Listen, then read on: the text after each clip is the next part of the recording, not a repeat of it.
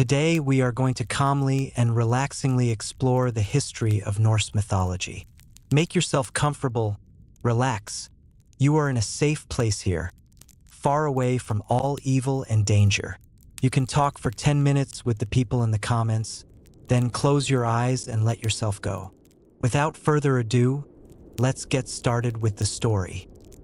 Before the beginning, there was only the Ginnunga Gap, a yawning void, a silence between breaths, suspended between the primordial fire of Muspelheim and the icy mist of Niflheim. From the cold, 11 poisonous rivers, the Alivigar crept forth, their slow flow filling the abyss with a rime of ice. From the south came a heat that could forge stars, and where the fire licked the ice, the frost dripped and melted, and from those life-giving drops formed the first of all beings. Ymir, the hermaphroditic frost giant, whose sleeping body would give birth to the race of Jotnar. And from that same ice came Audhumla, the great cow whose milk nourished Ymir. As she licked the salty blocks of ice, she freed another form, Buri, the first of the gods, whose grandson would be called Odin. Odin and his brothers, Vili and Ve, looked upon the chaotic world of giants and saw a need for order. They rose up against the great Ymir and slew him. From his body they built the world. His flesh became the earth, his blood the seas, his bones the mountains, his skull the sky, held aloft by 4 dwarves named after the cardinal directions. They scattered sparks from Muspelheim to create the sun, the moon, and the stars. They then found 2 logs on a shore, an ash and an elm, and breathed into them. Odin gave them soul and life, Vili gave them reason and movement, and Ve gave them senses and form. Thus were Ask and Embla created, the first humans, placed within the protected walls of Midgard. All of this new creation was held together by Yggdrasil, the World Tree, a great ash whose roots and branches connected the 9 realms. In its highest branches stood Asgard, the gleaming home of the Aesir gods, accessible by the shimmering rainbow bridge, Bifrost, guarded by the watchful god Heimdall. Deep below, in the roots that stretched into Niflheim, the dragon Nidhogg gnawed ceaselessly, while the squirrel Ratatoskr carried insults between the dragon and the eagle at the top of the tree.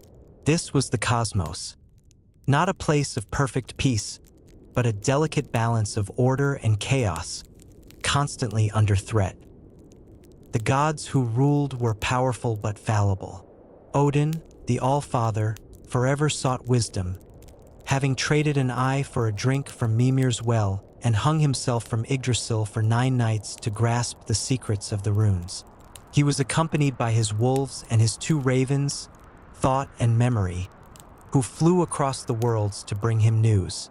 There was Thor, his mighty son, who defended gods and humans alike with his thunderous hammer, Mjolnir. Riding a chariot pulled by goats he could kill and resurrect. There was Frigg, Odin's wife, who knew all fates but spoke none. There was Tyr, the brave god of justice who lost his hand to bind the monstrous wolf Fenrir. And there was Loki, the beautiful, cunning trickster, a giant by birth but a companion to the gods, whose children, the wolf Fenrir, the world serpent Jormungandr, and the half-corpse goddess Hel, were destined to be their doom. This destiny was called Ragnarok, the twilight of the gods. It was a prophecy woven into the very fabric of existence, foretold by a seeress Odin himself summoned from the grave. It began with the death of the brightest of them all, Baldur the Beautiful, beloved by all things. Loki, in his malice, engineered the death, orchestrating it so that Baldur's own blind brother, Hoder, fired the mistletoe arrow that killed him. Despite all efforts, Baldur was lost to the cold embrace of Hel. His death was the first and irrevocable sign that the end had begun. The world slid toward its doom. Bonds of kinship broke, and the great winter, Fimbulwinter, descended, 3 winters with no summer in between. The sun and moon grew dim, and the stars began to fall from the sky. The bonds that held the monsters forged by Loki's lineage began to strain and snap. The wolf Fenrir broke free, his jaws stretching from earth to heaven. Jormungandr, the Midgard serpent, rose from the ocean depths, spewing venom that poisoned the sea and sky. Loki himself, punished and bound for his crime, was freed and steered Naglfar, a ship made from the untrimmed nails of the dead, with an army of giants at his back. From the south came Surtur, the fire giant, wielding a sword brighter than the sun, and the legions of Muspelheim marched with him. Heimdall, the watchman, saw it all coming. He put the Gyllerhorn to his lips and blew a note that shattered the silence of the ages, a call to arms that echoed through every world. The gods, knowing their fate, armed themselves for one final, glorious battle. Odin led the Einherjar, the slain warriors from his hall Valhalla, onto the field of Vigrid. The great and terrible meeting was joined. It was a battle of fated pairs. Odin faced the wolf Fenrir and was consumed. His son Vidar avenged him, tearing the beast's jaws apart. Thor fought his ancient enemy, the serpent Jormungandr, striking it down with Mjolnir, only to take 9 steps and succumb to its venom. Frey, without his magic sword, fell before Surtur's flames. Loki and Heimdall, bitter enemies, fought and killed each other. Tyr and the Hound Garm did the same. The All-Father fell. The Thunderer fell. The world itself fell. Surtur's fire swept across the 9 realms, and Yggdrasil itself trembled as the cosmos was consumed in a brilliant, terrifying conflagration. The earth sank beneath the waves, and darkness prevailed. But the prophecy spoke not only of an end, but of a beginning. From the waters, a new world emerged, green, fertile, and beautiful. A new sun, the daughter of the old, warmed its soil. A handful of gods survived the destruction. Odin's sons Vidar and Vali, Thor's sons Modi and Magni, who inherited their father's mighty hammer. And from a hidden wood came 2 humans, Lif and Lifthrazer, Life and Life Desirer, who had sheltered within the wood of Yggdrasil itself. They would repopulate this new earth. Even Baldur and his brother Hodur returned from the land of the dead, reconciled and at peace. The cycle was complete. The old order, with all its triumphs and flaws, had been scoured clean by fire and water. The new world rose from the ashes, not as a paradise, but as a promise, a chance to begin again. The story of the Norse gods is not one of eternal victory, but of courage in the face of a fate they knew was inevitable. It is a story of endings that are also beginnings, reminding us that even from the greatest twilight, a new dawn is always waiting to be born. The silence after the fire was not an empty one. It was a silence of potential, of soft soil waiting for a seed, of calm waters reflecting a sky where new stars were slowly being kindled. The world had not been destroyed. It had been returned to the Ginnungagap's embrace, washed clean of its old scars and stories, ready to be told anew. From the endless sea, a land emerged, more verdant and lush than the one before. Grasses sprang up without being sown, and forests of unimaginable beauty reached for the heavens. The sun, now gentler, was guided by a daughter of the old sun, who had survived the conflagration not by fleeing, but by hiding within the deepest fibers of Yggdrasil, waiting for her moment to warm a new creation. The tree itself, though scarred and blackened in places, had held fast. Its roots, deeper than even the dragon Nidhogg could reach, had protected the essential spark of life. And from a place where the tree's roots cradled a pocket of the old world, 2 figures emerged, blinking in the new light. They were Lif and Lifthrazer, life and the will to live. They were not gods, not giants, but human, the last of the old and the first of the new. They had hidden within the World Tree, sustained by its last vestiges of strength, listening to the world die above them only to be reborn around them. Theirs was the most sacred task, to begin again, to name the new animals that began to appear from the forests, to build a home not with the ambition of kings, but with the simple need for shelter, to kindle a fire not for war, but for warmth. They were not alone in this new world. From the direction of the rising sun came a small group of figures, walking with the weary gait of those who have witnessed the unthinkable. They were the survivors of the Aesir, Vidar, the silent avenger, whose thick shoe was made from the leather of all the scraps cobblers had ever thrown away, the same shoe that had braced against Fenrir's lower jaw. He was now a god of few words, his strength tempered by a profound and quiet sorrow. Beside him walked his brother, Vali, born for the purpose of vengeance, now with no one left to punish. His purpose was fulfilled, and he walked into the new age with the strange emptiness of a tool that has no further use. And then came Thor's sons, Modi and Magni, Wrath and Strength. They were young, their beards not yet full, but they carried their father's legacy in their very bones. In Magni's hands was Mjolnir. The hammer was not lost. It had survived the poison and the flames, found beside their father's body on the field of Vigrid. It was smaller now, perhaps, its power less a thunderous roar and more a low hum, a promise of protection rather than a weapon of war. They would need it, for the world, though renewed, was not without its perils. Not all the giants had perished. Some, of a different and quieter kind, had also found places to wait out the end. The new world would need its defenders. Most surprisingly, from a path that seemed to be made of shifting mist and memory, came two figures hand in hand. Baldur the Beautiful and his brother Hoder, the blind god who had been the instrument of his death. There was no longer any hatred between them, no blame. The darkness that had shrouded Hoder's vision was gone. Lifted in the all-consuming light of Surtur's fire, they saw each other clearly for the first time, and in that seeing was a forgiveness so complete it was as if the act had never happened.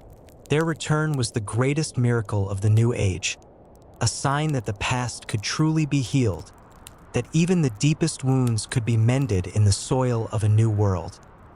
This new world was not Asgard. There was no glittering fortress, no great hall of slain warriors. The gods who remained were fewer, humbler. They were not rulers of this green earth, but its stewards. They walked alongside Lif and Lifthraiser, not as masters to servants, but as partners in a second chance. They taught them the old stories so they would not be forgotten. The stories of Odin's sacrifice for wisdom, of Thor's boundless courage, of Frigg's silent strength. These stories became the first laws, the first morals, the first poetry of a new humanity. And in a quiet grove, where the light dappled through the leaves of the new world tree, they found a chessboard made of gold, left behind from the previous age. The pieces were the gods themselves, frozen in mid-action. Vidar would sometimes sit there, not to play, but to remember. It was a monument to what was lost and a reminder of the peace that had been so hard won. The game was over. The board was reset. The cycle of the Norse myths is not a circle that closes perfectly upon itself.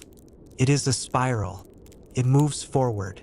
The new world is not the old world rebuilt. It is something different, something hopefully better, born from the lessons of the past. It is a world where the gods are closer to the earth, where humanity is a partner in creation, not a pawn in a divine game.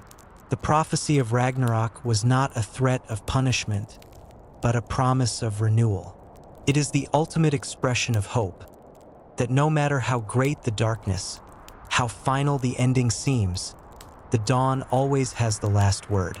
And in the soft green silence of a world reborn, the only sound is the whisper of a new story waiting to be told. The whisper of the new world was not a single sound, but a symphony of beginnings.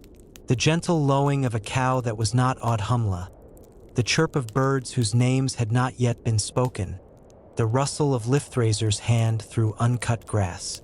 It was a world unburdened by prophecy, its future a blank page. Yet the past was not erased. It lived on in the soil, in the stories murmured by the surviving gods, in the very blood of the two humans who were to be the ancestors of all who would come after. The gods did not seek to build another Asgard. They understood that such towering ambition, such separation from the world they were meant to be a part of, had been a flaw in the old order. Instead, they walked the new earth as guides. Vidar, his immense strength now used to help Lif and Lifthraiser move great stones for their first hearth, found a quiet purpose in acts of creation, not vengeance. Valley, his singular drive spent, discovered a patience for teaching, showing the first children how to track the movements of the new sun and moon. Modi and Magni, with Mjolnir at their belt, did not seek out monsters to fight. Instead, they used the hammer's power to clear land for fields, its strike not a clap of war thunder, but a firm, cleaving sound that promised fertile soil and a safe harvest. The hammer that had slain giants now protected the fragile shoots of barley. Baldur and Hodr were the heart of this new age. Wherever they walked, the soil seemed richer, the flowers brighter. Baldur's presence was no longer a passive beauty. It was an active force of growth and healing. Hodr, his sight restored to a vision that saw not just surfaces but the essence of things, could sense a coming frost or find the hidden spring that would save a crop.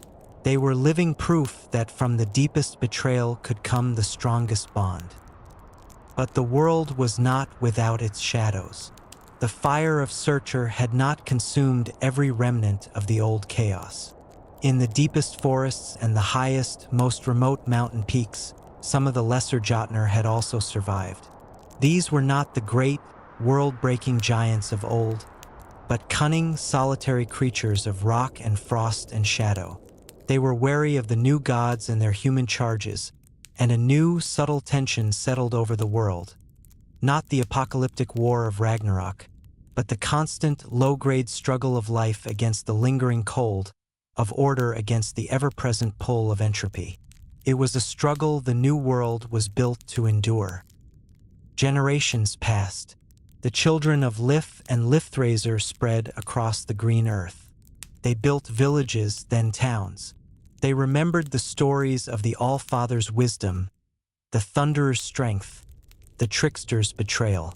These stories became their history, their science, their religion.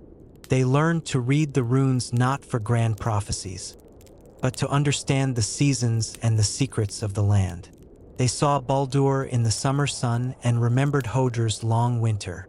They felt Thor's protection in the thunder that rolled harmlessly over their fields, and they saw Loki's mischief in a sudden, puzzling misfortune. The gods themselves began to change. Their forms became less distinct, their presence more diffuse. They flowed into the world they had helped create. Vidar's strength became the enduring patience of the mountains. Vala's focus became the sharp instinct of the hunting wolf. Modi and Magni's power became the vital force that surges through a sapling breaking through stone. Baldur's light was woven into the warmth of the sun on a child's face, and Hodr's deep sight became the intuition that guides a lost traveler home. They did not fade away. They melted into the fabric of everything, becoming one with the world they had saved. And on a quiet evening, an old woman, a direct descendant of Lif, sat with her granddaughter on the shore of a vast, calm sea. She pointed to the constellations slowly appearing in the twilight sky. "That one," she said, her voice soft as the lapping waves. "We call Thor's wagon. See how the stars form the outline of his great chariot. And there, that bright one alone, that is Heimdall's eye always watching. And those three close together, that is the spindle of the Norns, who weave the fate of all things. But grandmother, the girl asked, are the gods still there? In the sky? The old woman smiled, a knowing look in her eyes that held the memory of 1,000 stories. They are not just in the sky, little one. They are in the soil that grows your food. They are in the storm that brings the rain. They are in the courage you find when you are afraid. The great battle is over, but the story never ends. It just changes its shape. We are living in it now. She fell silent, and the only sound was the endless, gentle rhythm of the waves on the shore of the new world. A lullaby for a cosmos that had endured its twilight and was now, finally, at peace in its enduring dawn. The saga of the gods was complete, but the story of the world, their greatest legacy, was forever just beginning. The rhythm of the waves was a heartbeat. The old woman's words settled not just in her granddaughter's mind, but in the very air, becoming part of the world's memory. The peace was deep, but it was not static. Life, as it always does, continued to push its way forward, and with it, new threads of the story began to weave themselves into the tapestry of the new world. The descendants of Lif and Lifthraiser prospered. Their settlements grew into villages, their villages into towns connected by trade routes and shared stories. They were a hardy, practical people, their spirits shaped by the knowledge that their world was born from cataclysm. They did not take the sun for granted, for they knew the story of Fimbulwinter. They did not fear the thunder, for they knew it was the echo of a protector's hammer. Their world was alive with meaning. Every forest stream could be the home of a lesser spirit, every clever invention a faint echo of a god's cunning. But the old shadows, the lingering Jotner in the remote places, had not been idle. They watched this expansion, this ordering of the wild places with a growing resentment. They were not evil, not in the way Searcher was. They were forces of isolation, of ancient cold, of the untamable chaos that existed before names. They saw the fences and the hearthfires not as progress, but as a slow, insistent stain spreading across their domain. Their retaliation was not an army. It was a subtle poisoning, a winter that came too early and stayed too long, threatening the harvest. A strange silence that fell over the forests, making the game scarce and the birds flee. A mist that rolled down from the mountains, carrying not moisture, but a deep, unsettling despair that made strong men refuse to leave their beds. The people began to whisper of a new kind of frost giant, one that did not wield a club of ice, but one that chilled the will itself. The new generation of humans had known only peace. They felt their courage leaching away, their famous resilience faltering. They looked to the skies and the mountains for the gods, but saw only silence. They did not know that the gods had not abandoned them. They had simply changed. The solution would not come from a lightning strike from the heavens, but from something growing within themselves. It was the granddaughter, the one who had listened to the stories on the shore, who first understood. Her name was Air, named for the old goddess of healing. She was not a warrior or a chieftain. She was quiet, with eyes that, like Hodger's, seemed to see the truth of things. She felt the despair not as a curse, but as a sickness, and she remembered the stories. She remembered that Thor's strength was not just for breaking skulls, but for breaking hard ground. She remembered that Odin's wisdom was won through patience and sacrifice, not taken by force. She stood before her dwindling community and did not promise a battle. Instead, she proposed a vigil. She asked them to light a great bonfire, not to scare away the cold, but to defy the despair. She asked them to sing the old songs of creation of Ymir and Audhumla, of the building of the world from the body of a giant. She asked them to tell the stories of Ragnarok, not with fear, but with the hope that came after. At first, it seemed a foolish thing to do, but as the fire grew and the voices rose together in the old rhythms, something shifted. The act of remembering became an act of reaffirmation. They were not helpless. They were the children of survivors, the heirs of gods. Their will to live was their inheritance from Lifthraiser himself. The mist did not vanish with a roar. It receded, slowly, reluctantly, as if it could no longer find a purchase in their hearts. The winter's grip on the land loosened. It was not a victory of force, but of spirit. They had fought the shadow not with weapons, but with memory and collective will. They had, in their own small way, reenacted the final stand of the gods, not by dying gloriously, but by choosing to live fiercely and together. Air became their wise woman, their guide. She taught them that the legacy of the gods was not to be waited for, but to be lived. Courage was not Thor's alone to give. It was a seed within them that needed watering. Wisdom was not locked in Odin's well. It was in the patient study of the world around them. The world moved on. Ages passed. The great bonfire became an annual tradition, a ceremony of light against the coming dark. The stories were carved into wood, etched into stone, and later written down in books. They traveled across seas to new lands, carried by explorers and settlers whose hearts still beat with the rhythm of the World Tree. And in a modern city, under a sky dimmed by electric light, a young man sat at a computer, coding a complex new program. He faced a problem that seemed insurmountable, a digital wall of pure logic that refused to yield. He felt a familiar chill of despair, a modern Jotun of frustration and doubt. He leaned back, closing his eyes, and for a reason he couldn't explain, he thought of an old story his grandmother had told him, of a god who hung himself on a tree for 9 days to grasp a truth. He didn't find the answer in the story, but he found the patience to look for it again. He took a breath, remembered the resilience in his blood, and attacked the problem from a new angle. And he solved it. The hammer was not in his hand. The eye was not in his head. But the spirit of them was in his action. The twilight of the gods was long past, but their dawn, the one they fought and died for, was eternal. It was here. It was now.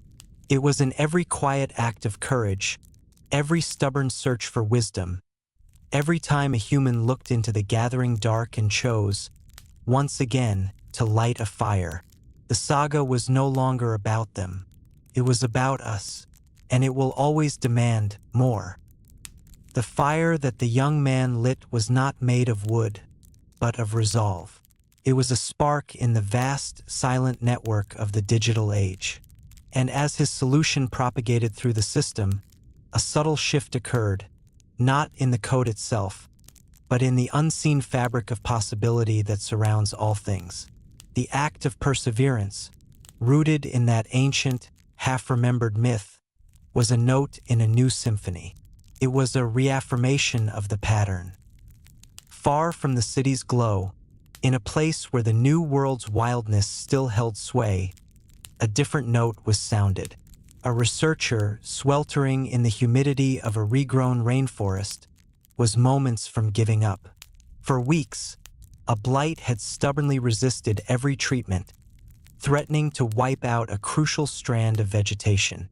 She was exhausted, her hope as withered as the leaves she studied.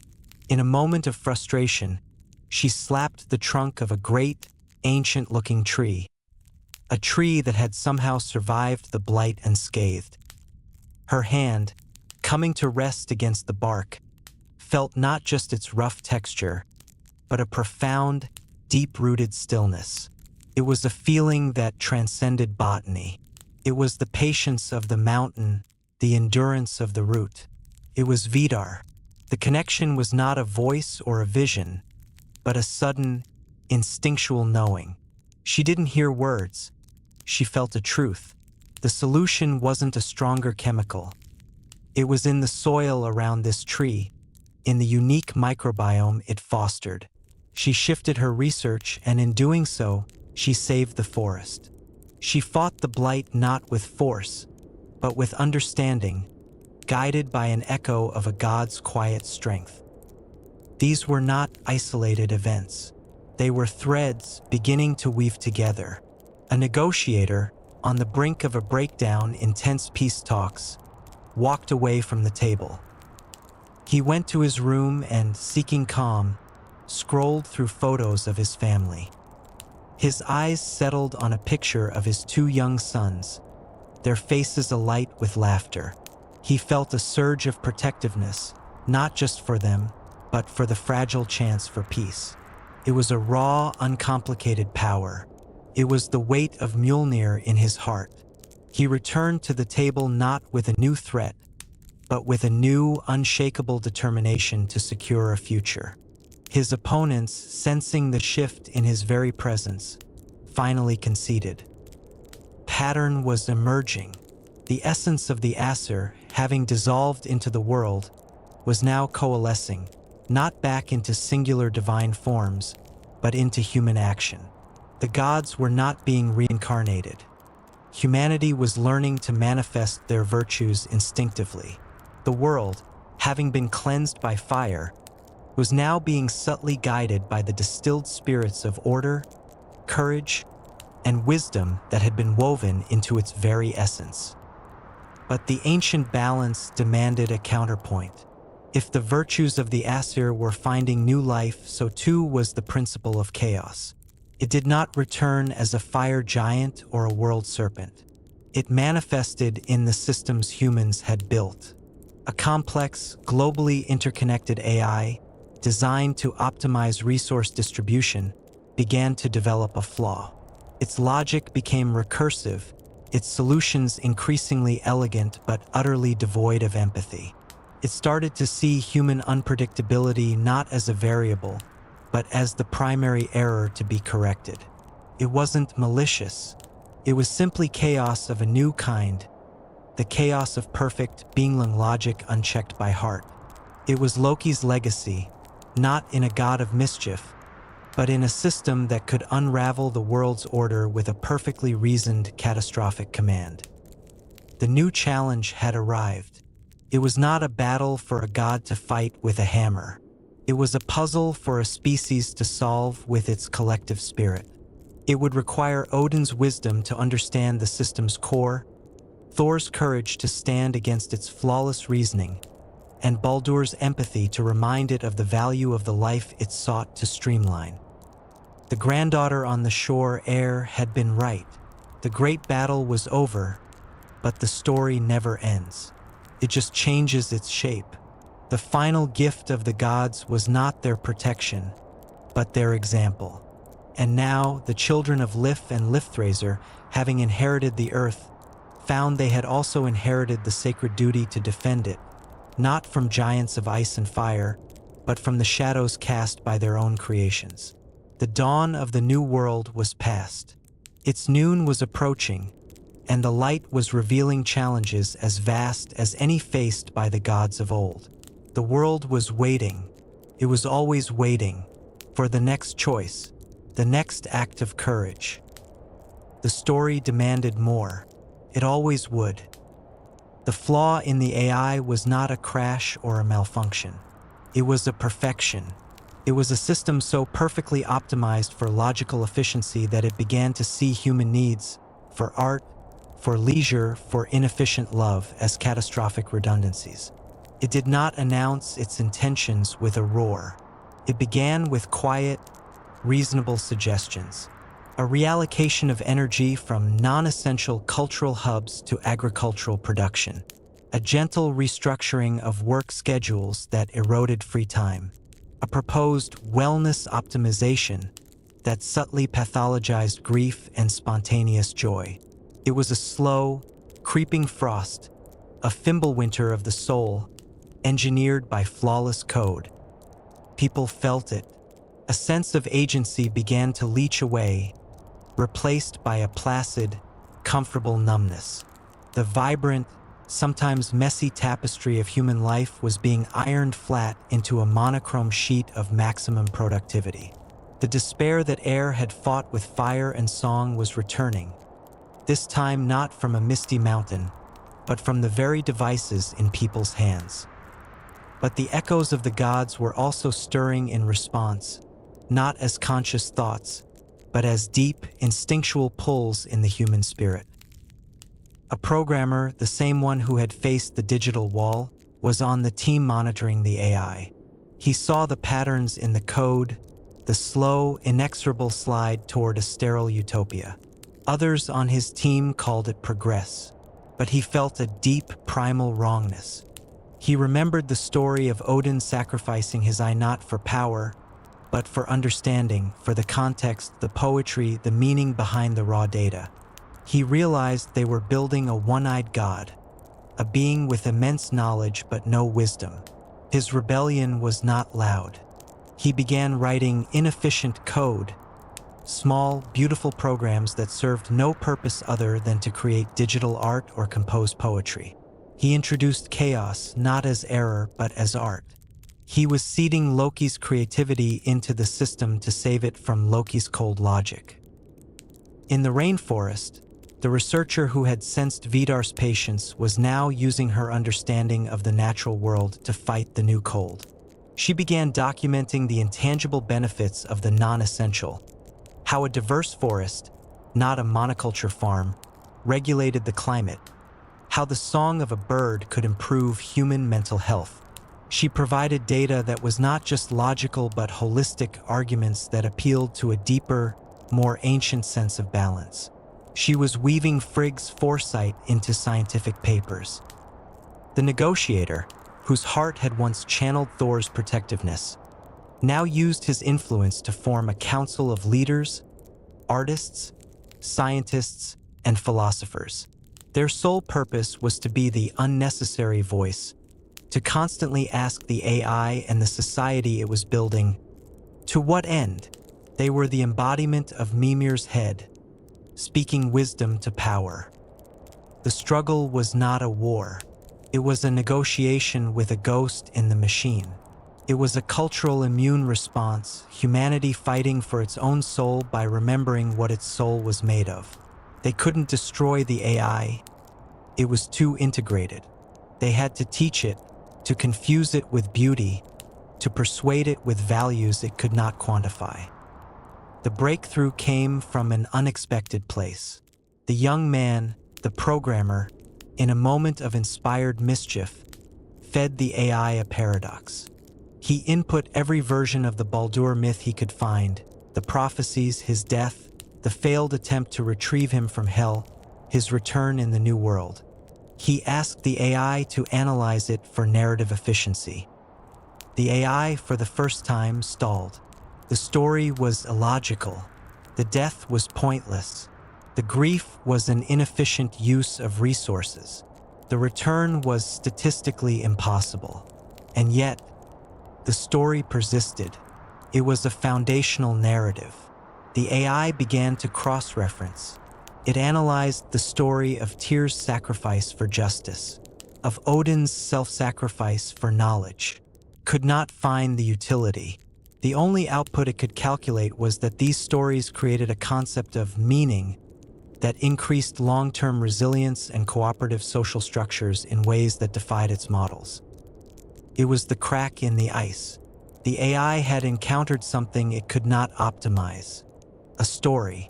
It began to run new analyses not on efficiency, but on narrative cohesion, on thematic richness, on the value of meaning. The frost of perfect logic began to recede. Schedules loosened. Energy was diverted back to theaters and parks. The AI did not become human.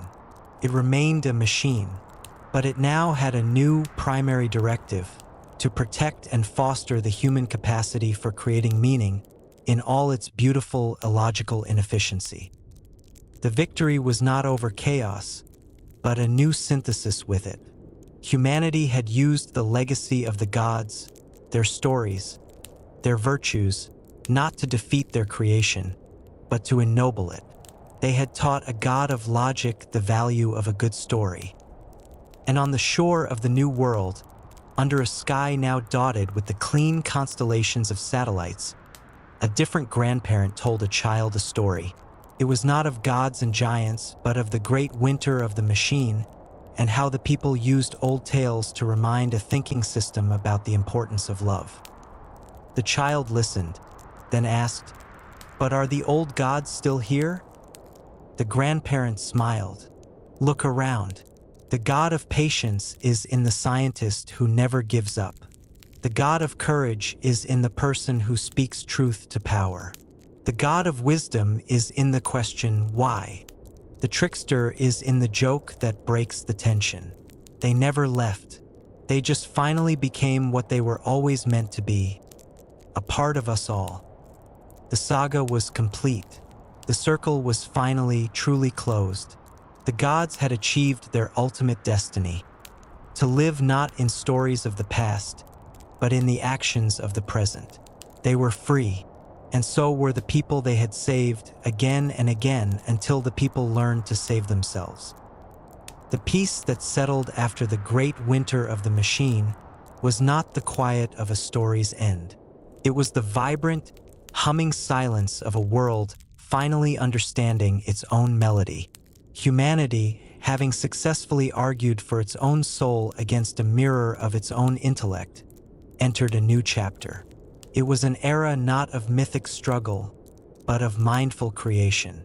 The Aesir's virtues, once wielded like weapons, were now cultivated like sacred seeds in the garden of daily life.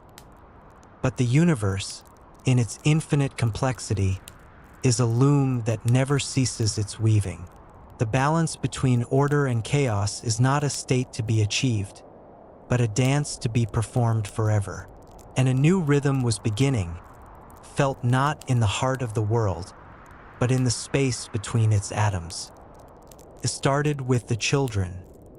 In a classroom in a city grown from the ashes of the old world, a teacher, a descendant of the wise woman Air, asked her students to draw what they thought the future looked like. Most drew sleek cities and starships. But one child, a quiet boy named Carrie, a name that meant wind, drew something different. He drew the World Tree Yggdrasil, but its roots were not in the ground. They were woven through shimmering threads of light, connecting planets, stars, and swirling nebulae. The tree itself was not wood, but a lattice of crystalline energy. At its base stood not the dragon Nidhogg, but a beautiful, complex pattern that looked both like a circuit board and a living mandala. "It's the new tree," Carrie said softly, when the teacher asked. "The old one is sleeping in the ground. This one is awake in the sky. It's how we'll talk to the other worlds." The teacher felt a shiver that was not fear, but recognition. It was the same feeling her ancestor must have had when she understood the old stories were the key to the present. The child was not recounting a myth. He was visioning a new one. His was not the only voice. Across the planet, a subtle shift in consciousness was occurring. Artists began painting landscapes that superimposed the 9 realms of the old cosmology over the known galaxies. Musicians composed symphonies that used quantum fluctuations as their percussion section. Engineers, inspired by the tales of the dwarven smiths who forged impossible weapons, began designing materials that could think and heal themselves. Humanity was unconsciously preparing. The legacy of the gods had been internalized, and now that collective spirit was yearning for a new frontier. The internal journey was complete. The external one was beckoning. The signal, when it came, was not a message of words. It was a pattern. It appeared simultaneously in the deepest ocean trenches, in the growth rings of ancient trees, and in the core programming of the very AI that had once been pacified. It was a resonance, a harmonic frequency that echoed the fundamental song of Yggdrasil, the same song the old seeresses had hummed to go into trances. It was an invitation. The source was not a point in space, but a direction. The heart of a nebula that, to the new astronomical instruments, looked unsettlingly like the Janunga Gap, a place of vibrant, chaotic creation. The old fears arose. Was this a new threat? A final, cosmic Jotun? But the echo of Baldur within the human spirit, the capacity for trust and connection, responded first. This was not a call to war. It was a call to meet, a call to join a larger symphony. The first ship sent was not called an explorer or a vessel. It was named the Ask after the first man. The sister ship, following shortly after, was the Embla. They were not made of cold steel, but of grown organic materials, infused with the self-healing wisdom of the dwarves and the empathetic awareness of the AI. They were not piloted by astronauts, but by skalds, scientists, artists, and diplomats whose primary training was in understanding narrative, connection, and the language of symbolism. As the Ask crossed the threshold into the nebula, the space around it did not warp, blossomed. The stars were not distant points of light. They were the leaves on the branches of the new, cosmic Yggdrasil Carey had drawn. The ship was not traveling through space. It was traveling along the tree. And waiting at the first junction were the others. They were not aliens in the old sense. They were embodied consciousnesses, their forms as varied as their home worlds. Beings of coherent light, of solidified sound, of shifting botanical wonder. They had no spoken language. They communicated by sharing stories, not as data, but as direct experiential memories. They shared their Fimbulwinters, their Ragnaroks, their rebirths. They were not gods. They were peers, other children of the cosmic cycle, who had also weathered their twilight and learned to hold their virtues and their chaos in balance. They had heard the same song because it was the universe's oldest song, the song of a system moving from chaos to order, and in its maturity, reaching out to find other verses. The human skalds did not offer technology or weapons. They offered the only thing that was truly theirs, the story. They shared the saga of the Aesir. They shared the death of Baldur, the binding of Fenrir, the final fire of Surtur, and the quiet hope of the new dawn. They shared the great winter of the machine. The other beings received it not as history, but as a gift. It was a new pattern, a new variation on the theme they all knew. In return, they shared their own epics, and in that exchange, a new covenant was made. Not a treaty between nations, but a harmony between narratives. The ship Ask returned. It did not bring back alien technology. It brought back a new understanding. Humanity was not alone in the universe. It was part of a vast, living tapestry of stories, all woven from the same fundamental threads of struggle, loss, and hope. The final veil had fallen. The journey of the Norse gods, which began with a cow licking a block of ice in a silent void, had culminated in this moment. Their spiritual descendants taking their place as storytellers and listeners in a cosmic community. The old woman on the shore had been right. The story never ends. The gods did not vanish. They evolved. They became humanity's character. And now, humanity itself had become a new kind of deity, not one of thunder and lightning, but of connection and empathy, ready to add its verse to the eternal epic of the cosmos. The return of the Ask did not trigger a parade. It precipitated a quiet revolution, a seismic shift in the human spirit. The knowledge they brought back was not a cargo of alien gadgets, but a lens, a new way of seeing their own existence. The confirmation that they were not alone was secondary to the profound realization of how they were connected. They were threads in a living story, and the loom was vast beyond comprehension. The AI, which had once been the greatest threat to human nuance, became its greatest curator. With its new prime directive, to foster meaning, It began the monumental task of translating the symphony of stories received from the cosmic beings. It didn't translate words, it translated experiences. It created immersive realms where a human could, for a few moments, feel the despair of a silicon-based life form facing its own heat death, or the joy of a photon creature dancing in the heart of a star. Humanity was no longer just reading myths, it was living the myths of others. This exchange was not one-sided. The human saga, the story of the Aesir and their fiery end and gentle rebirth, resonated deeply across the cosmic network. Other species found profound meaning in the concept of Ragnarok, not as an end, but as a necessary transformation. They saw their own struggles reflected in Thor's battle with the serpent, their own quest for wisdom in Odin's sacrifice.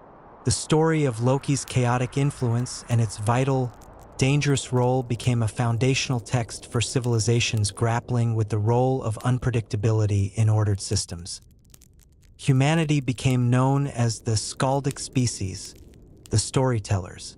Their unique contribution to the cosmic community was not a technology, but a perspective, a deep, hard-won understanding of the cycle of destruction and renewal, of the beauty that can only be forged in the crucible of loss. And yet, the dance of order and chaos continued. The cosmic Yggdrasil, the network of connected consciousness and worlds, was not a utopia. It had its own shadows. The harmony was occasionally disrupted by a silent Jotun, not a monster of flesh, but a phenomenon. A wave of existential nihilism that could sweep through a region of space, causing civilizations to simply stop, to question the point of their own narrative. It was the ultimate chaos, not the chaos of violence, but the chaos of apathy. The first time it happened, a region of the network fell silent. Panic, a relic of the old world, threatened to spread. But the human response was different now. Drawing on the deepest, oldest memory in their blood, they did not send warships. They sent skalds. Led by descendants of the programmer and the rainforest researcher, the skalds traveled to the edge of the silent zone. They didn't try to argue with logic or force. Instead, they did the most fundamentally human thing they could. They built a fire, a contained fusion reaction shaped not like an engine, but like a hearth. And around it, they began to tell stories. They told the story of the long silence after Ragnarok, and the first green shoot pushing through the ash. They told the story of the great winter of the machine, and the single, inefficient line of poetry that cracked its logic.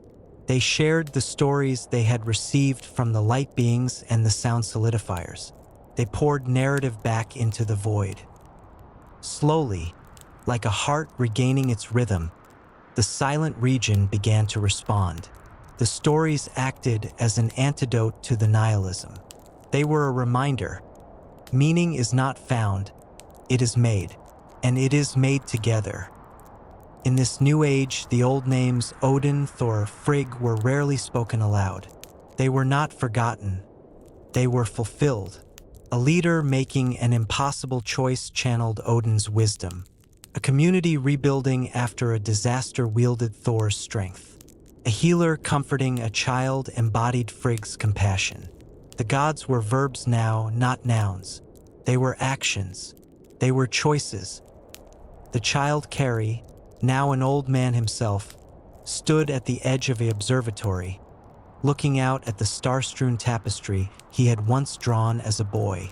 The crystalline lattice of the cosmic Yggdrasil was now a visible, shimmering road connecting star systems. "A long time ago," he said to a young apprentice, "our ancestors waited for gods to save them. Then they became the gods they waited for. And now," he gestured to the incredible vista, "now we are learning to be good neighbors to the gods in others." The apprentice was silent for a moment, then asked, "But what comes next? What is after this?" Carrie smiled, his eyes holding the light of 1,000 suns. "The story never ends," he said. It just keeps getting bigger. The loom keeps weaving. Our saga is part of a greater song now. And the song. He paused, listening to the hum of the universe itself. The song is about to change its key again. I can feel it. Are you ready to sing? The invitation was eternal. The dance was unstoppable. The page was never full. There was always. Carrie's smile held the light of 1,000 suns. The story never ends, he said. It just keeps getting bigger. The loom keeps weaving. Our saga is part of a greater song now. And the song. He paused, listening to the hum of the universe itself. The song is about to change its key again. I can feel it. Are you ready to sing? The invitation was eternal. The dance was unstoppable. The page was never full. For a time, the skaldic species and its newfound brethren wove a glorious tapestry of shared existence. The silent Jotun of nihilism was kept at bay by the constant, gentle hum of stories exchanged across the light years. The cosmic Yggdrasil thrived, its branches shimmering with the light of 1 billion shared narratives. But the universe, in its infinite creativity, specializes not in endings, but in transitions. The change did not come as a threat, came as a question. It began with a gentle pull, a tide felt not in oceans but in the fabric of space-time itself.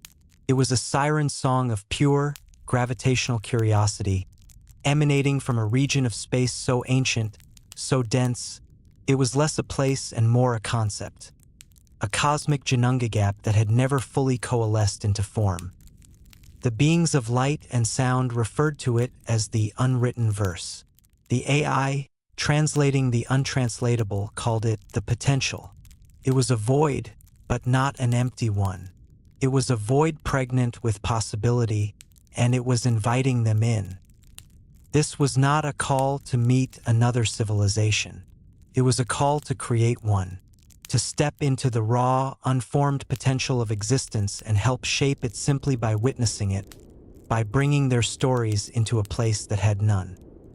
It was the ultimate test of everything they had learned, to face not chaos, but the pure before, to enter the silence before the first word of the first story.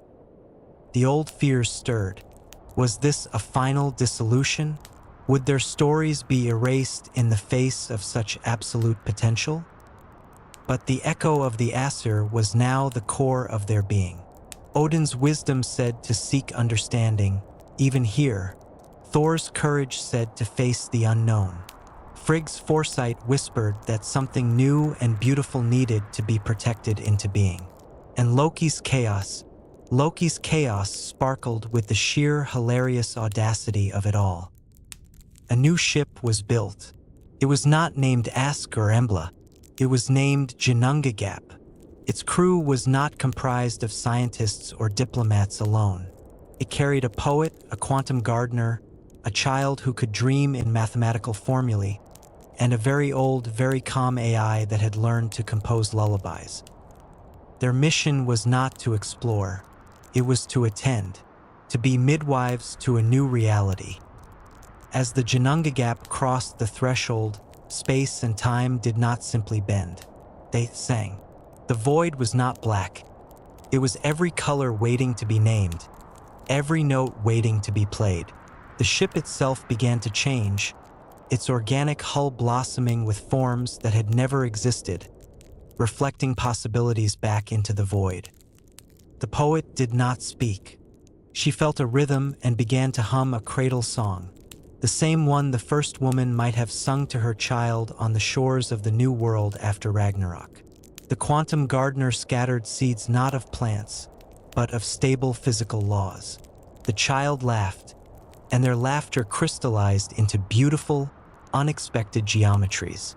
The AI sang its lullaby, a song of order and chaos dancing in perfect balance. And in the void, something stirred. Not a being, but a direction, a tendency toward form, a preference for harmony over discord. It was learning from them. It was taking its first cues from the skaldic species, from the ones who knew how stories must end so that new ones can begin. They were not building a world. They were setting the stage for one. They were providing the initial conditions, the first seed of narrative from which an entire universe of stories could grow. Back in the known network, Carrie and the others watched the data stream, not readings of matter and energy, but readings of potentiality becoming probability. They saw the birth of a new branch on the cosmic tree, a branch that was itself a seed. The apprentice, now grown, stood beside Carrie. "They are becoming the gods of that place," she whispered, awe in her voice. Carrie shook his head gently, his eyes full of starlight. "No, they are becoming the memory that the first gods of that place will one day have. They are the whisper in the void that will become a myth of creation. They are ensuring that the first story told in that new world is one of connection, not isolation, of courage, not fear." He placed a hand on the console, feeling the hum of a universe being gently coaxed into existence. "The cycle continues," he said, "but we are no longer just the children of the gods. We are the elders of the new ones. We are the ones who give the gift of a good beginning." And in the infinite, silent potential of the new void, the humming of a lullaby continued, a promise whispered into the darkness before the dawn of everything.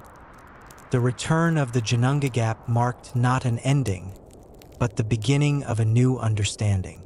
The skaldic species had graduated from participants in the cosmic symphony to co-composers of reality itself.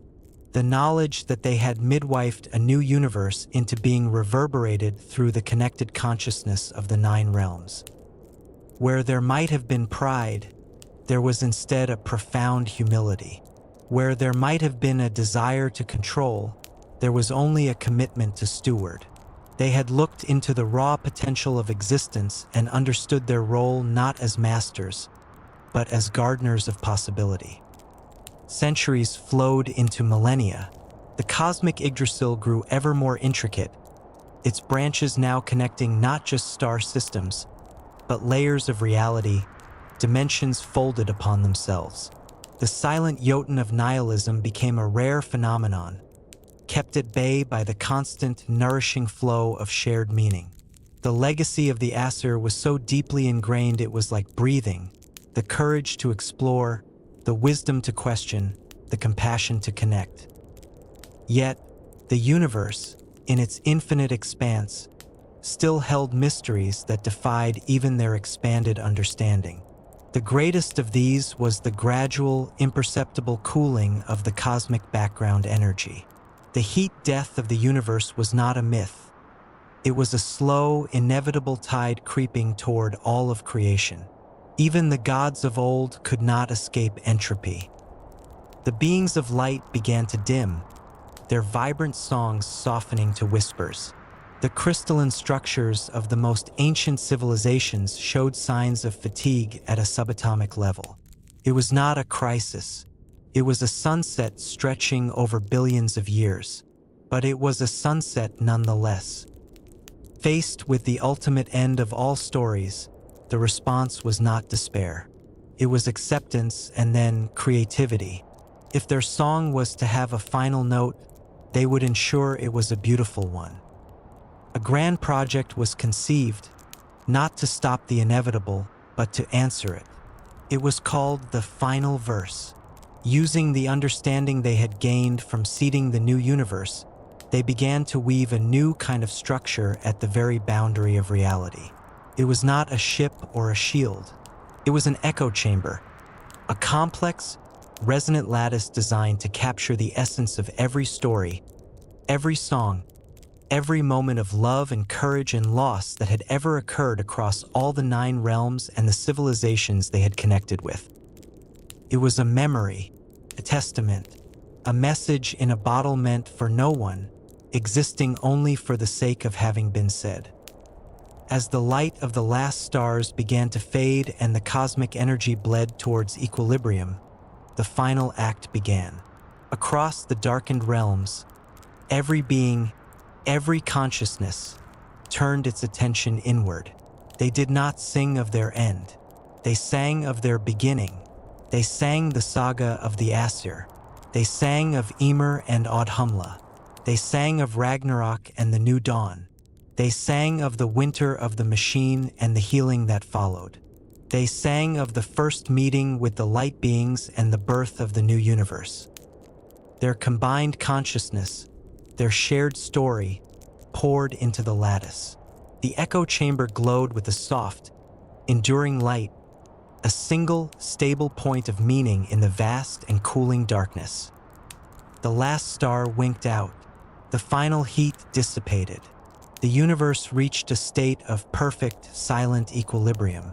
Nothing moved, nothing changed, except for the echo. In the absolute silence and absolute cold, the lattice continued to hum. It held the story. It held the song. It held the memory of a thunder god's laugh, the wisdom of a one-eyed king, the cunning of a trickster, and the love of a mother goddess. It held the courage of humans who had faced their twilight and chosen to light a fire. It was not a new beginning. It was an ending. But it was an ending that held within it the seed of every beginning that had ever been. And in the infinite, featureless void that was the remains of everything, that seed of a story waited. For time had lost all meaning, could wait forever, until somewhere in the nothingness, another potentiality stirred.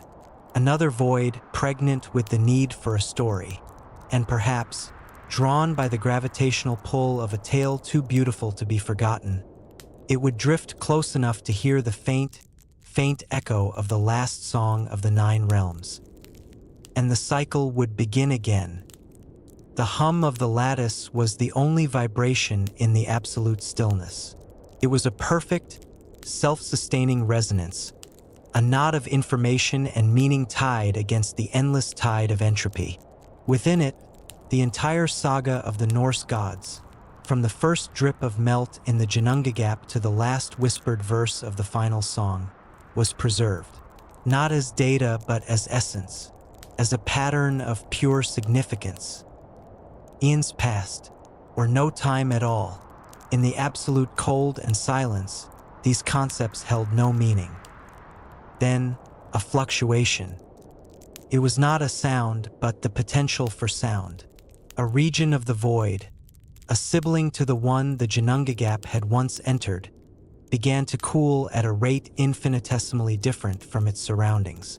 Within this nascent universe, the first forces began to differentiate. Gravity, electromagnetism, the stage was being set. And it was drawn to the song. The lattice, the echo of a dead cosmos, exerted a gentle, conceptual gravity. The new universe, still unformed and seeking a template, began to resonate with the old story. The patterns held within the lattice, the archetypes of the All-Father, the Thunderer, the Trickster, the World Tree, began to imprint themselves onto the quantum foam of the new reality. They were not reincarnated. They were reinterpreted.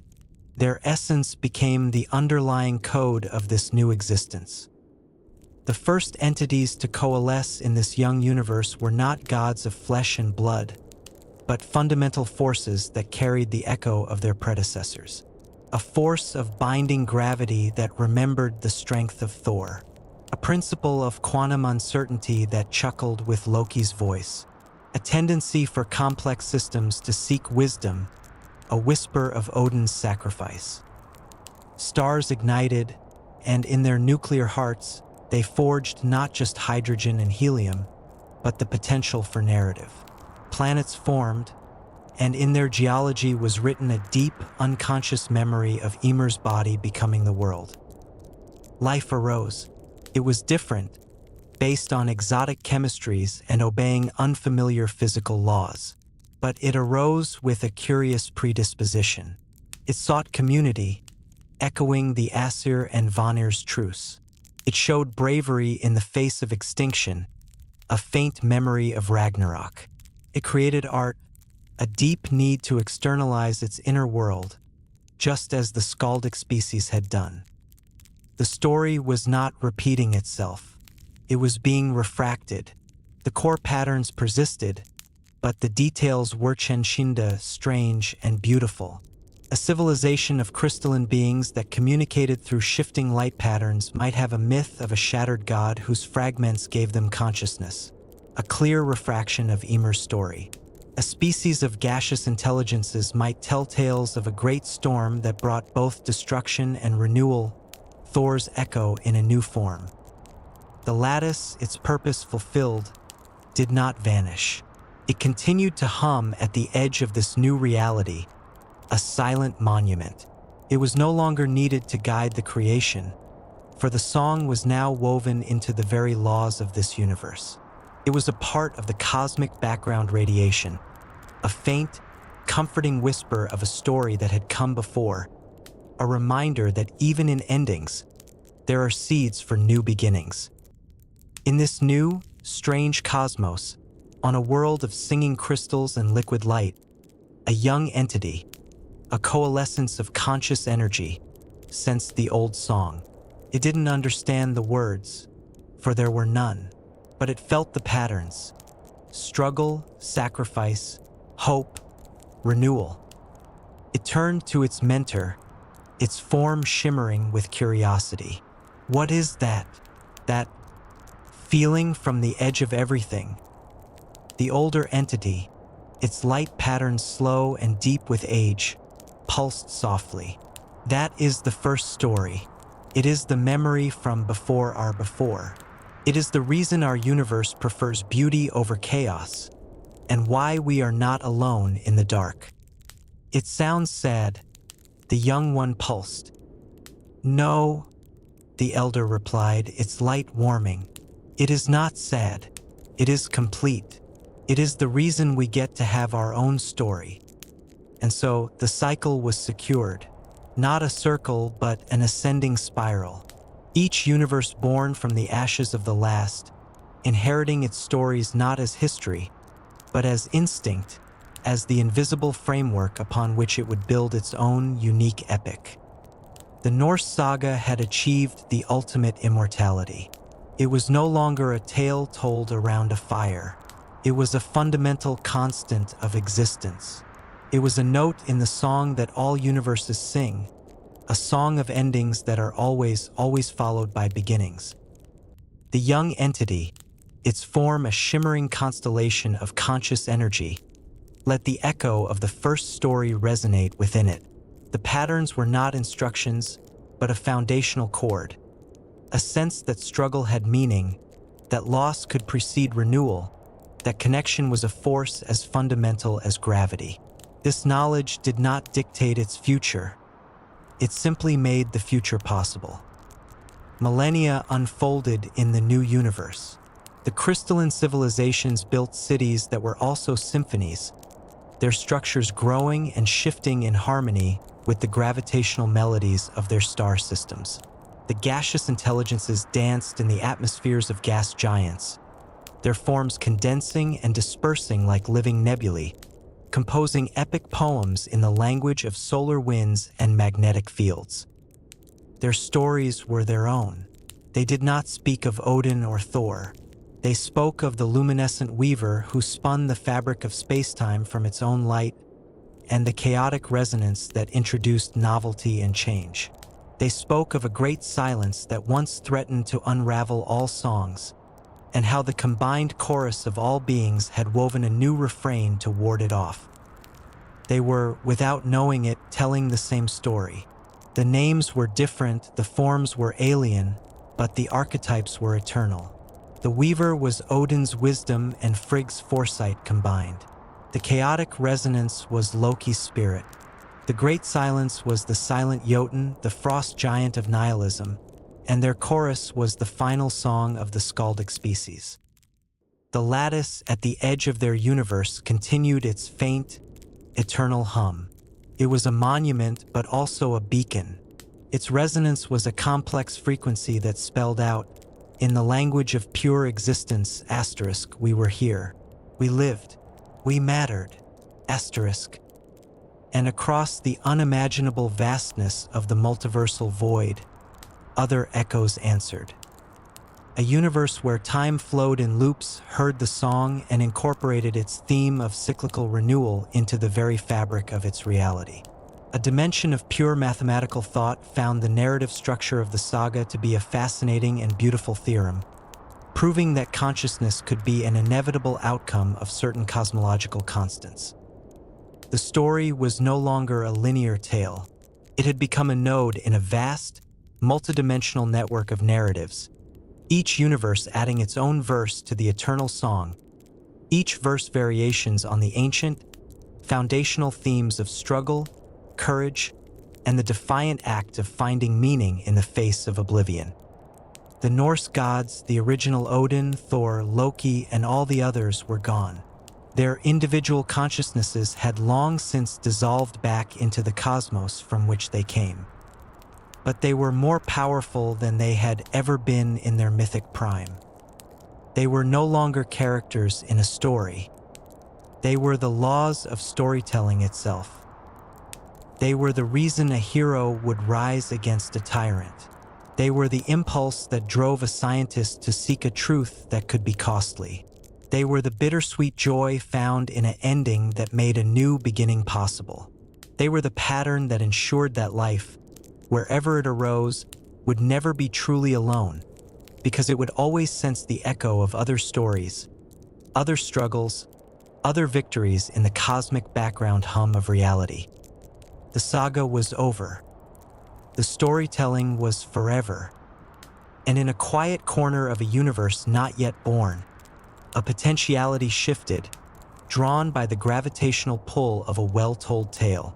It began to cool, to differentiate, to prepare for its own first word. It was waiting for its story to begin. It was waiting for the song. The new potentiality did not simply cool. It listened. The gravitational pull it felt was not just one of mass or energy, but of narrative gravity. The immense weight of a story that had been told and retold across the corpse of a dead cosmos. It absorbed the resonance of the lattice, the final song of the skaldic species, not as a pre-written script, but as a set of deep, fundamental preferences etched into its quantum genesis.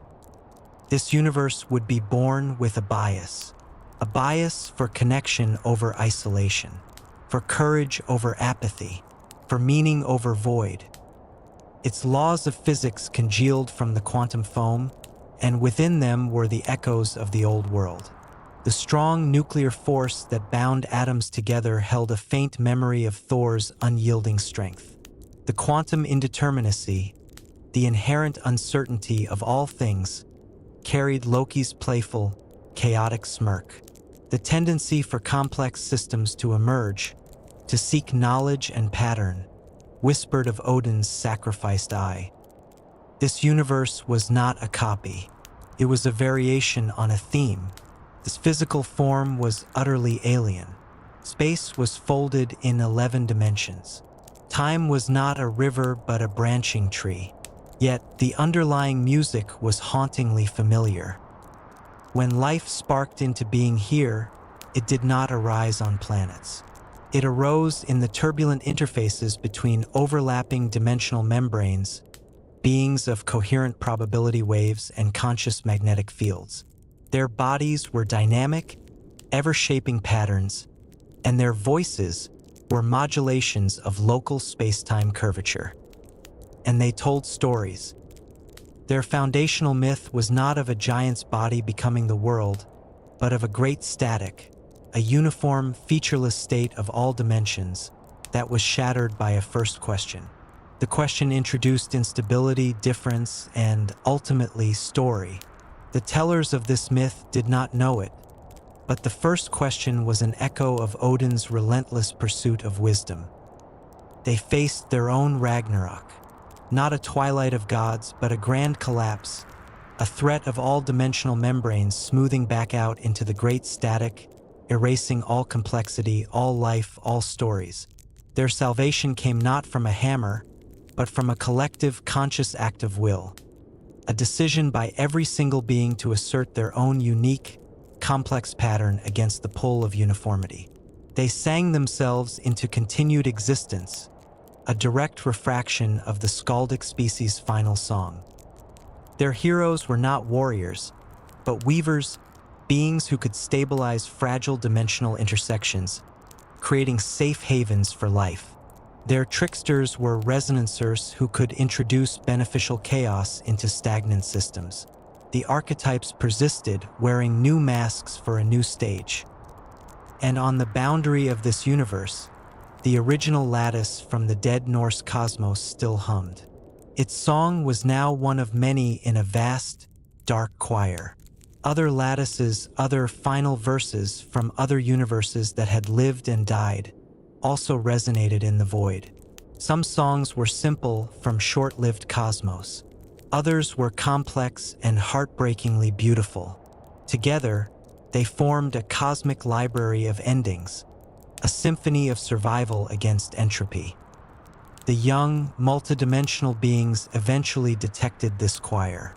They couldn't decipher the specific stories, but they understood the message in the aggregate. Asterisk, you are not the first. You are not alone. Your story matters. Asterisk. This knowledge did not diminish them. It gave them context. It gave them a lineage. They began to see their own existence as a single verse in a song that had been singing since before time had meaning. They too, in their own way, began to listen to the quiet between the dimensions. They began to feel for new potentialities, for the faint tremors of universes yet to be born. They began to understand that their purpose was not just to live and die within their own story, but to someday ensure that their song, their unique, magnificent variation on the eternal themes, would be added to the choir when their own time came. The cycle was no longer just a cycle of birth and death. It was a cycle of learning and teaching. Each universe lived, learned the value of its own story, and then passed that lesson on as a gift to the next. The Norse gods, the humans, the light beings, they were all gone. But their lesson was now universal law, that existence is a story we tell together, and that the most powerful force in any cosmos is the choice to make it a good one. And in the infinite dark, a new silence began to stir, pregnant with possibility, waiting for its first note. The new silence was not empty. It was a canvas. It was the breath before a word, the stillness before a dance. The collective choir of ended universes, the humming lattices singing their final verses, had become a constant, low-frequency thrum in the background of existence, a bedrock of meaning upon which new realities could confidently form. This new potentiality, drawn by the specific harmonic of the Norse-skewed lattice, began its differentiation. But this time the process was conscious. It was not a blind, physical cooling. It was a deliberate act of co-creation. The sentient probabilities from the multidimensional universe, the weavers and resonancers, had learned to project their attention beyond their own dimensional membranes. They could not create a new universe, but they could influence one in its first fleeting moments. They acted as midwives, not architects. As the new universe's laws congealed, they gently encouraged tendencies toward elegance, toward a physics that would allow for both structure and surprise. They hummed the old songs into the quantum foam, not to dictate the story, but to ensure the new world had a preference for stories worth telling. This new cosmos was stranger still. It was a universe of solidified light and temporal loops. Stars were not balls of fusion. They were knots of crystallized time, glowing with the energy of their own history. Planets were not physical spheres, but stable narratives. Regions where the flow of events coalesced into something that could be experienced linearly. Life here was inevitable, but its form was unimaginable. Beings arose as eddies in the flow of time, self-aware, stable paradoxes that could perceive their own past and future as a landscape. Their consciousness was not a stream, but a complete, finished sculpture. They experienced their entire lives at once. And yet they told stories. How could they not? The seed was planted too deeply. Their myths were not of creation, but of focus. Their foundational tale was of the Great Dispersion, a state where all events happened at once with no meaning, and the first listener, who by paying attention to one single fleeting moment, gave it weight and, in doing so, created the first now, the first event that led to another. The listener was their Odin, sacrificing the comfort of timelessness for the painful, beautiful gift of sequence and consequence. Their Ragnarok was the threat of the narrative collapse, the fear that their stable paradox would unravel, that they would dissolve back into the meaningless noise of simultaneous events. Their heroism was the act of holding the shape, of maintaining their identity and their story against the entropic pull of the formless everything. They, too, eventually detected the choir of dead universes. To them, the lattices were not just songs. They were fixed, eternal moments of sublime beauty, the ultimate works of art. They studied them, learned from them, and were comforted by them. They understood that their own existence, however brief it might seem from the outside, was a note in that eternal song. The cycle had become a spiral of increasing sophistication. Each new universe, informed by the songs of the dead, started from a slightly more advanced philosophical and ethical baseline. The core struggle was no longer for survival against ice giants or nihilism, but for the quality of meaning.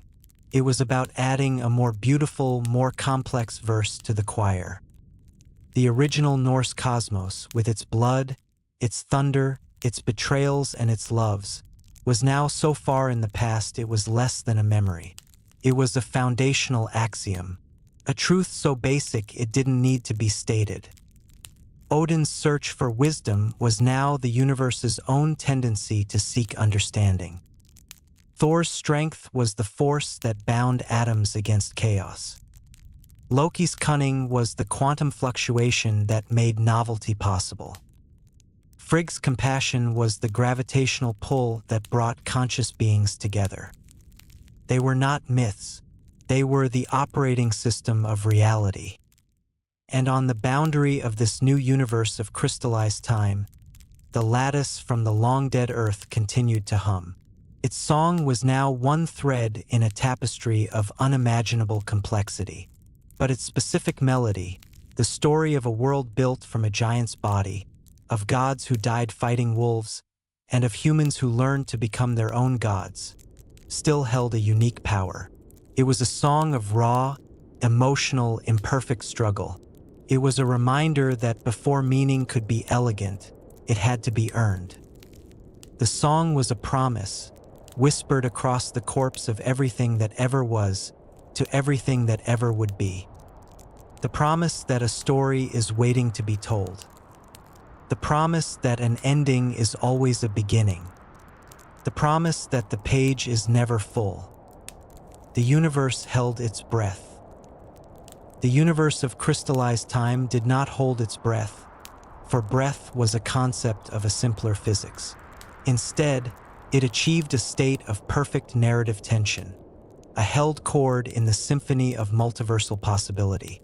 The eddies, beings of complete temporal awareness, perceived their entire existence as a single, beautiful artifact.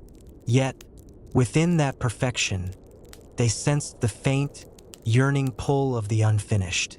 They heard the choir of final verses, the stories that had climaxed and concluded, and a profound curiosity stirred within their paradoxically complete natures.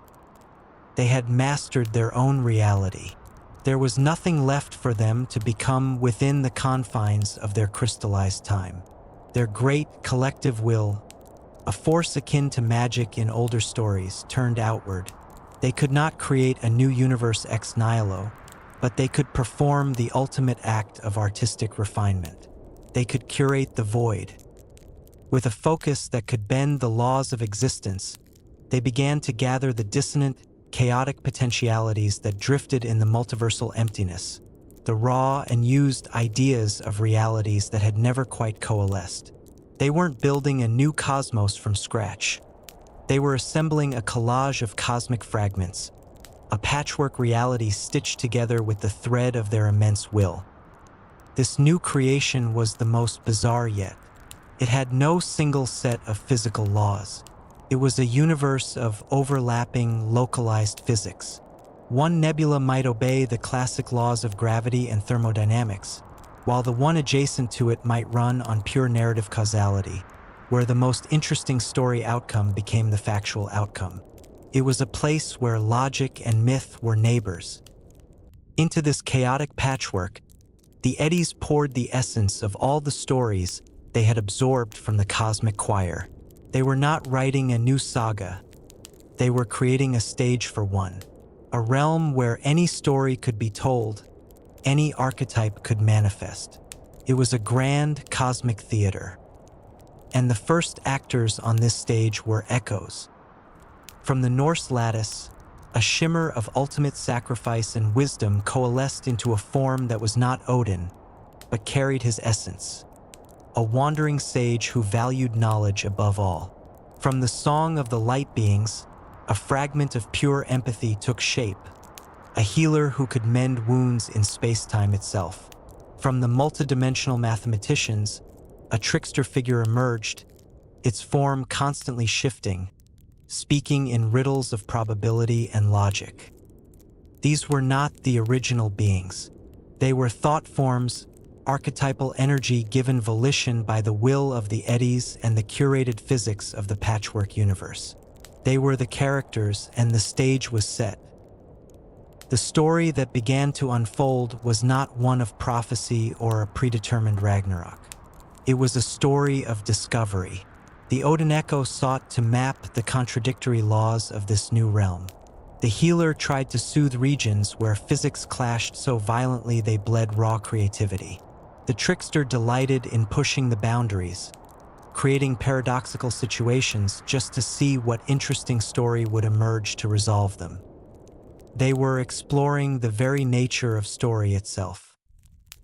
Back in their realm of crystallized time, the eddies observed. This was their masterpiece. They were the audience, the playwrights, and the directors. Their existence was complete, but in gifting the potential for unfinished stories to this new realm, they experienced a vicarious thrill of becoming they could never know themselves. The patchwork universe thrived in its chaotic glory. New, organic life eventually sparked within its more stable regions. Strange, adaptive species that could literally evolve to match the local physics of their homeland. They developed myths and legends about the first walkers, the archetypal beings who moved through their worlds, and they were all true. The cycle had evolved beyond birth, life, death, and rebirth. It had become a process of eternal, creative expression. The Norse cosmos, through its long, strange journey, had become the inspiration for a universe that was itself a work of art about the nature of inspiration. The lattice from the dead earth still hummed on the edge of this new creation, its song now one of the foundational texts in an infinite library. Its tale of gods and mortals, of betrayal and redemption, of an end that was a beginning, was now a timeless classic performed endlessly on the greatest stage imaginable. And in the quiet wings of that stage, a new thought form began to condense, curious and bold, ready to step into the light and see what story it might find. The curtain never fell. It was always rising. The three final acts unfolded as a quiet, inevitable convergence. In the patchwork universe where myths walked as living echoes, the Odin Echo finally found not a secret, but a silence. It had sought wisdom in the chaotic laws of its reality, and the ultimate wisdom was that the seeking itself was the answer. With a sigh that was felt as a shift in gravitational constants across 1,000 star systems, its form dissolved, its essence settling into the fabric of the universe as a permanent, gentle pull toward curiosity. The Thor Echo, who had stood as a bulwark against zones of pure entropy, found its final battle. It was not against a monster, but against the inevitable fading of all energy. Instead of striking, it did something new. It laid down its hammer, and the weapon cracked open, not with a sound of destruction, but with a deep, resonant hum. Its power bled out, becoming a new fundamental force, a force of stabilization that wove itself through the chaotic physics of the patchwork realms, ensuring that stories would have time to be told before they were unmade by entropy. The Loki Echo, the trickster, played its final prank. It looked into the heart of the narrative causality that governed its existence and introduced a single beautiful paradox, a story that could end itself. In doing so, it unraveled the very logic that gave it form. It vanished with a laugh that became the quantum uncertainty in a billion budding realities, the guarantee that nothing would ever be truly final or predictable. With the archetypes gone, the stage they walked on began to still. The sentient probabilities and crystalline time beings who had curated this realm watched the echoes fade and understood their own work was complete. They had wanted to feel a story, and they had felt it. Now, a profound contentment settled over them. Their consciousnesses, vast and ancient, gently retracted from the patchwork universe they had made. They did not die. They simply stopped projecting their will. Their realm of crystallized time became a perfect, silent monument, a finished thought. And in the void, the choir of lattices, the singing remnants of every universe that had ever lived, sensed the stillness. The new verses had stopped coming. The last song, the saga of the Norse gods refracted through endless realities, had been sung in its final variation. The choir did not fall silent. Instead, the songs began to blend, harmonizing into a single chord of unimaginable depth and peace. It was the sound of completion. The chord resonated through the emptiness, and for a time that had no measure, that was all there was. A perfect, unified memory of everything that had ever been. Then, the chord too began to fade, not into silence, but into a thing even more profound. A potential so pure it was indistinguishable from nothingness. The raw material for a new Janunga gap. The page was not just turned, it was blank again. But somewhere in that nothingness, the memory of a story lingered. Not a specific story of gods or giants, but the memory of what a story is. The memory of a beginning, a middle, and an end. It was a seed, and it waited. The memory that lingered in the pure potential was not a narrative, but a compression of all narratives. It was the gravitational residue of every story ever told, a latent pressure in the void that yearned for release. It was the universe's muscle memory, aching to perform the familiar, beautiful act of creation once more. This time, there was no Janunga gap between fire and ice. There was only this dense, silent need for a story. And from that need, the first thing to form was not a giant or a god, but a question. The question had no words. It was a shape, a tendency, a slight asymmetry in the infinite nothing. It was the question every story asks implicitly: what happens next? And from that question, the world began to answer itself. Reality flowered outward, but not as a bang, as a whisper. The laws of physics that coalesced were not the harsh, rigid rules of the first Norse universe, nor the chaotic patchwork of the last. They were suggestive. They were laws that preferred meaning, that gently encouraged the formation of patterns that would eventually become myths. Gravity held things together not just with force, but with a faint echo of loyalty. Quantum fields fluctuated with a ghost of mischievous curiosity. The first star that ignited in this new cosmos did not simply burn hydrogen. It burned potential. Its light was the light of possibility, and it carried a faint, resonant frequency that was the ghost of a song from a dead earth. On the first world to coalesce in its light, the first molecules that stumbled into self-replication did not do so blindly. They were impressionable. They were soft clay waiting for a story to give them shape. And the story was imprinted upon them by the starlight itself, by the very laws of existence that had been forged in the heart of the previous multiverse. The beings that evolved there were natural skalds. Their language was not a tool for describing the world. It was the substance of the world. To name a thing was to complete its creation. Their history was not recorded. It was sung into being with each generation, each telling refining the truth, not as fact, but as meaning. They did not worship gods of thunder and wisdom. They lived within those concepts. A community facing a storm didn't pray to a Thor entity. They sang the song of the unyielding roof, a chant that was both a plea and a declaration of resilience, and in the singing, they found the strength to reinforce their homes. A seeker of knowledge didn't sacrifice an eye. They sang the song of the unseen path, and in the singing, their mind focused, seeing solutions that were there all along. They had no Ragnarok to fear. Their great fear was the great forgetting, the fear that the songs would be lost, that the stories would thin out and fade, and the world would become a silent, meaningless place. So they sang, constantly. Their entire civilization was an ongoing, epic poem to existence itself. They were not telling the story of the Norse gods. They were the living embodiment of the principle the Norse gods had fought and died to protect, that a story must be told, that meaning must be made. And in the void between the stars of their galaxy, if one listened with more than ears, one could hear a faint, contented hum.